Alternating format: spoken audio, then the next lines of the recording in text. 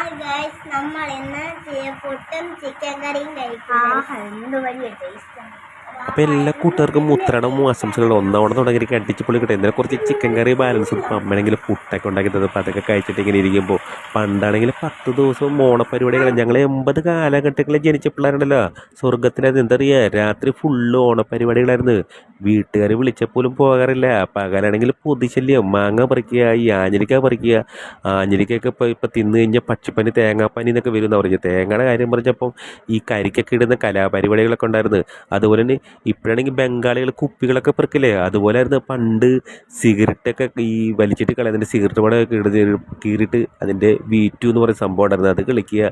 അതുപോലെ കുട്ടിയും കൊല്, ഈ വട്ടുകളി, എന്തുമാത്രം കലാപരിപാടികളായിരുന്നു അറിയാമോ.